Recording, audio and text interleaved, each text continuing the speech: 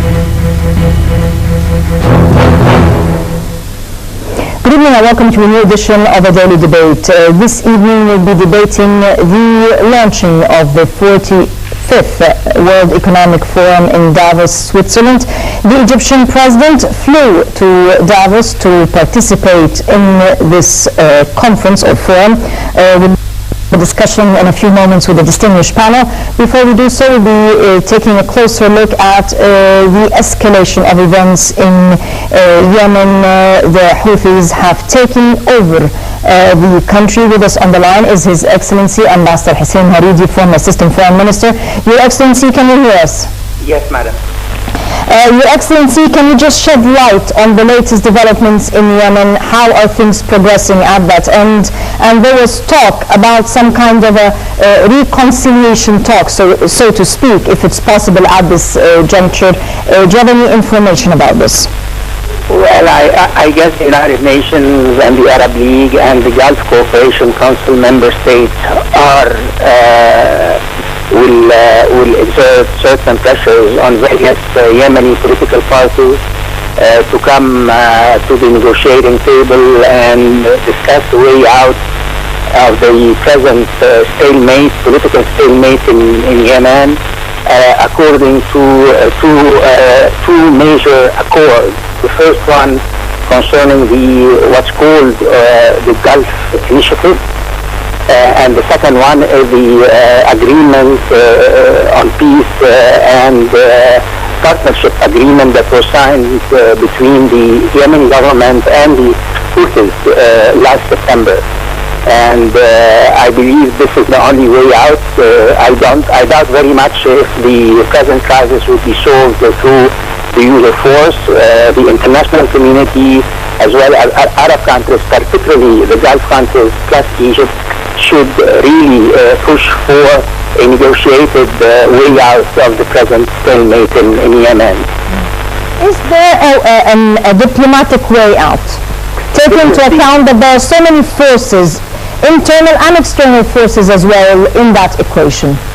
Well, I guess what we are talking about is a diplomatic solution based on the agreements already signed, and I guess you've heard the leader of the Houthis yesterday on TV, and he accused the Yemeni government of breaching the accord that it signed with the Houthis last September. So if this is true, then the way out is quite clear. The road ahead is quite clear. But one thing for sure, no one should try to use power in order to find a solution to the Yemeni. On the contrary, any military solution there would really lead to a near breakup of Yemen as a federated republic. Mm-hmm. Your Excellency, thank you very much for joining us on A Daily Debate. In a few moments we'll be debating the 45th Davos Summit with a distinguished panel, so please stay with us. We'll be right back after this.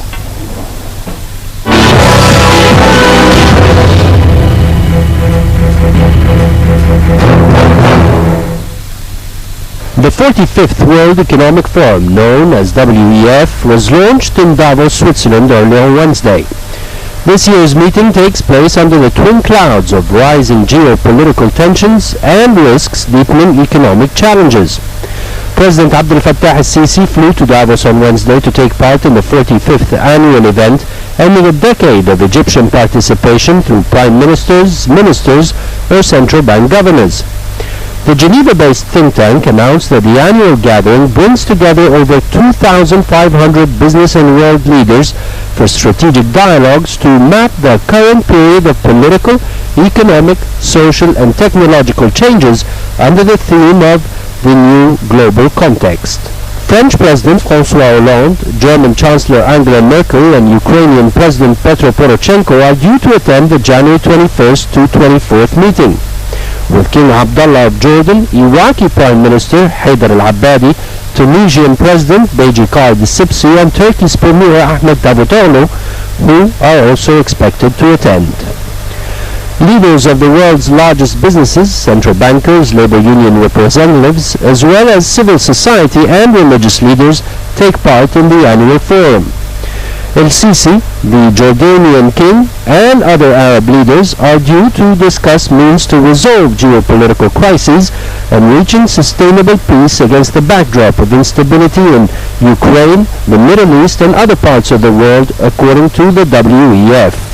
The Egyptian leader will deliver a speech on Thursday and later hold sideline talks with a number of world leaders, including Germany's Angela Merkel and Simonetta Sommaruga, the president of the Swiss Confederation, according to a presidential statement. The threat posed by climate change is another huge theme for Davos this year, with former U.S. Vice President Al Gore leading a call to action. Big-name speakers on Wednesday include Chinese Premier Li Keqiang, Italian Prime Minister Matteo Renzi, and Ukraine's President Petro Poroshenko. Other issues on the table on Wednesday include pandemics, cybersecurity, oil, and the state and future of the global economy. Critics question whether this annual gathering of politicians, economists, and other luminaries will solve these problems or simply perpetuate the thinking that caused some of them. Topping the agenda will be issues on how to generate inclusive and durable growth in the face of dramatic oil price shocks, deflation, and renewed prospects of currency crises. How to manage global challenges from climate change to transnational crime in a context of rising geopolitical tensions and its economic cost. How to respond to the rise of nationalism, populism, and extremism that divide society around the world. How to speed up technical and scientific progress for growth and human development, and reasons to be optimistic about Africa, as well as how the e-commerce affects prices. A number of other issues on the table revolve around world demand and the Davos capability of addressing world problems, as well as the right choices for policymakers in 2015, and what can climate talks learn from the fight against nuclear weapons, with a focus on the answer to whether the world should be a zero-sum or win-win formula, and what is in store for the global economy.